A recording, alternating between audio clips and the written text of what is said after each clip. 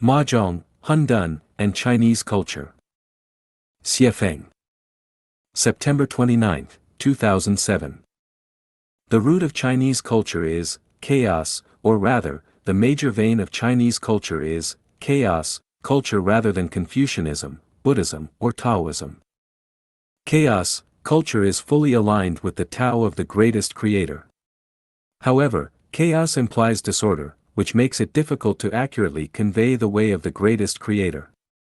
For this reason, I regard the root of Chinese culture as Hundun culture. Many Chinese intellectuals have written articles calling for the revival of Chinese culture. After reading their articles, I feel bewildered and ask them in writing, which part of Chinese culture do you want to revitalize?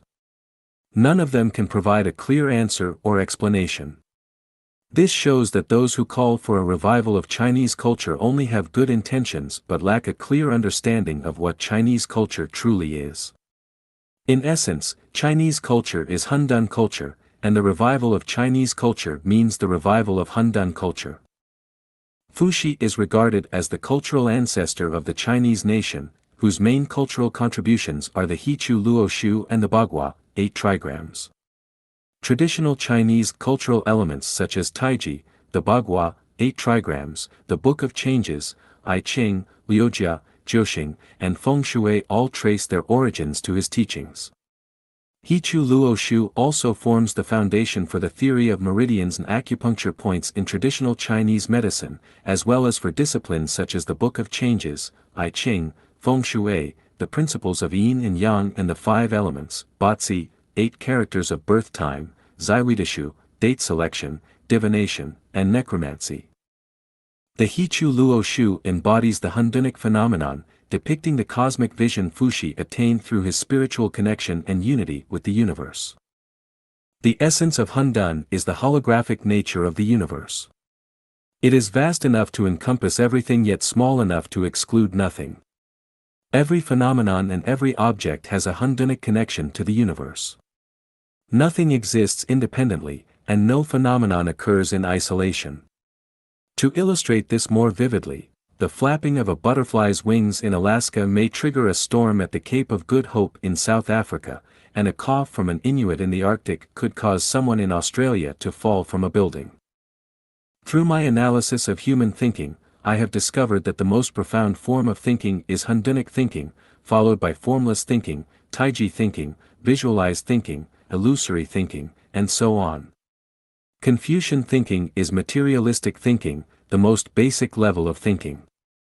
Taoist thinking aligns with Taiji thinking, Buddhist thinking corresponds to formless thinking, and Western thinking, rooted in science and technology, primarily consists of image-based and associative thinking. The prevailing New Age thinking, exemplified by works such as Seth's teachings, Conversations with God, The Law of One, The Disappearance of the Universe, and A Course in Miracles, belongs to illusory thinking. Ultimately, humanity must embrace Hundunic thinking, inheriting, continuing, and promoting Hundun culture. We can approach Hundun culture through 4 key elements: revelation, the 8 trigrams, Huzi, and Mahjong.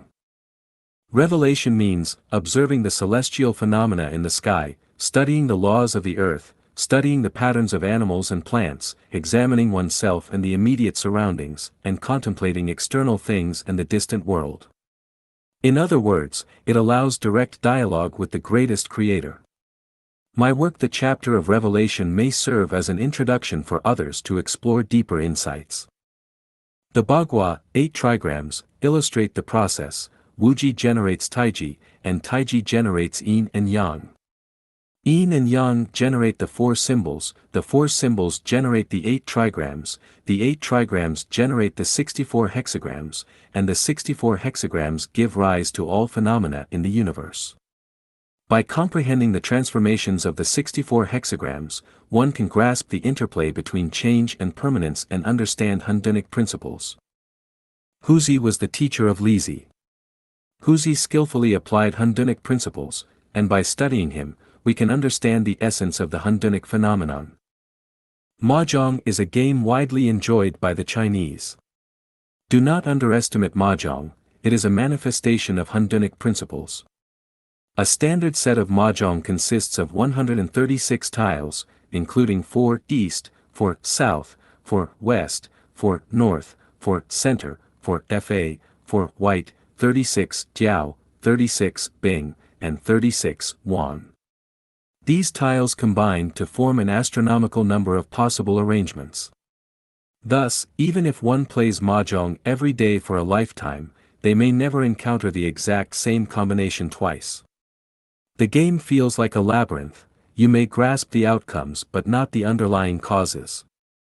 It appears that everything happens by chance, with no discernible order. Each game of Mahjong hinges on luck and uncertainty. No one can predict whether they will win or lose. However, Hundun is not chaos, it is order. Hundun is governed by meticulous rules, leaving no room for loopholes. What appears random is in fact structured and inevitable. Mahjong players emphasize luck. If they win, they attribute it to having good shochi, hand luck. If they lose, they say their shochi is bad. What is suki? Try it yourself. If you are sleep deprived, in poor health, or have had sexual activity within 24 hours, your suki will be poor, and you are more likely to lose, unless the other 3 players are in an even worse condition. Additionally, the direction one faces and the 5 elements, metal, wood, water, fire, earth, of all players affect the outcome of the game. Thus, to win at Mahjong, one must maintain high energy, good health, and avoid sexual activity for a short period. This increases the chances of having good suki. The question is, why do astronomical numbers of seemingly random tile arrangements align so closely with a player's suki? This is where Hundunic principles come into play. Now, let's turn our attention to society. Many wealthy individuals and successful entrepreneurs have little education and do not work particularly hard, yet they accumulate great wealth. Many individuals in politics lack high intelligence or outstanding moral character, yet they encounter numerous opportunities and rise smoothly through the ranks. Conversely, many well-educated, intelligent, kind-hearted, and hard-working individuals remain poor and fail to secure official positions. The secret lies in the principles of Hundun. Cleverness can be one's own undoing. Why? Because of Hundunic principles.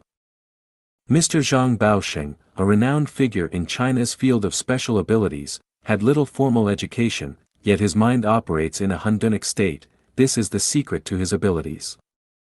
The more concepts one fills their mind with, the further they stray from Hundun. The more moral doctrines one embraces, the further they stray from Hundun.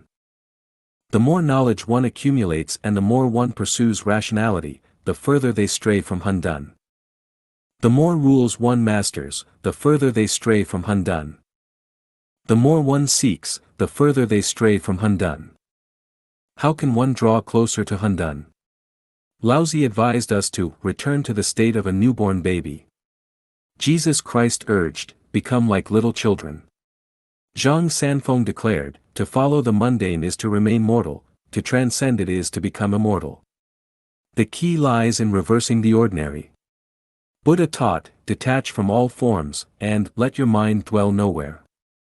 These are the most profound methods to approach Hundun. The Tao of the greatest creator is the Tao of Hundun. Lifechanyuan conveys Hundunic information and principles, and it is dedicated to fostering Hundun culture, revitalizing the roots and essence of Chinese culture. This is infinitely profound and endlessly captivating. Note, Hundun specifically refers to the order of the greatest creator and the seemingly intricate yet fundamentally unified and ordered state of the universe.